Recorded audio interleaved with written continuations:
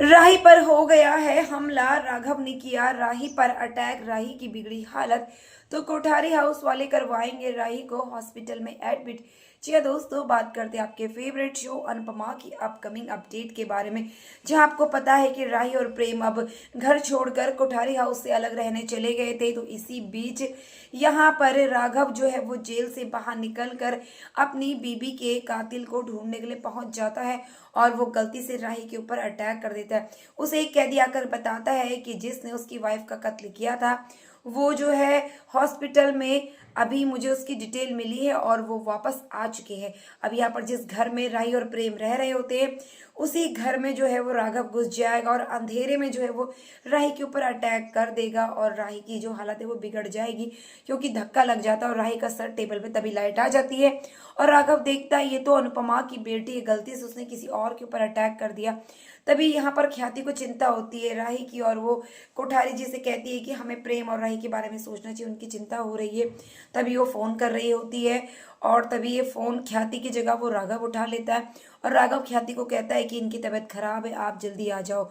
अब ख्याति सुनती है, वो तुरंत लेकर पहुंच जाती है पराग को वहां पर। तो वहां पर राही बेहोश पड़ी हुई होती है, वो लोग उसे उठाकर हॉस्पिटल लेकर आ रहे हैं।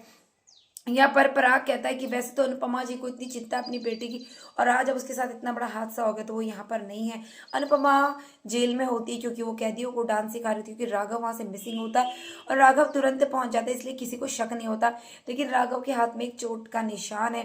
अनुपमा बैंडेज करती है और राघव को वहां से जाने को कह देती है। वहीं आप देखेंगे कि अब अनुपमा को कॉल आता है, क्योंकि ख्याति कॉल करके बताती है और वो सब लोग हॉस्पिटल पहुंच जाते हैं। प्रेम को भी पता लग जाता है, प्रेम भागा दौड़ा वापस पहुंच जाता है। यहाँ पर डॉक्टर जो है वो राही की कंडीशन को क्रिटिकल कहते हैं और तभी अनुपमा और सारे घर वाले पूछते हैं कि राही कैसी, तो वो कहते अगर 5 मिनट की भी देरी होती तो शायद राही इस दुनिया में नहीं रह पाती। और यहाँ पर बहुत बहुत शुक्रिया करती है अनुपमा कोठारी जी का, क्योंकि उन्हीं की वजह से आज राही की जान बची। अगर वो लोग समय पर नहीं पहुंचते तो शायद वो जिंदा नहीं रहती। अब प्रेम कहता है कि जिसने भी उसकी इस हालत का जिम्मेदार है उसे वो छोड़ेगा नहीं। अब यहाँ पर कोठारी भी पता करवा रहे हैं कि आखिरकार किसने किया उसके ऊपर हमला। अभी राघव ने अनजाने में उसके ऊपर अटैक किया, क्योंकि वो किसी और को मारने के आया होता है, लेकिन यहाँ पर गलती से वो उसे अटैक कर देता है। अब उसे भी अपनी गलती का एहसास है, लेकिन वो अनुपमा को डर के मारे नहीं कह पाता। ये कहता है कि आप अपनी बेटी के पास चले जाओ, लेकिन डायरेक्ट नहीं कह पाता क्योंकि उसकी पोल खुल जाएगी।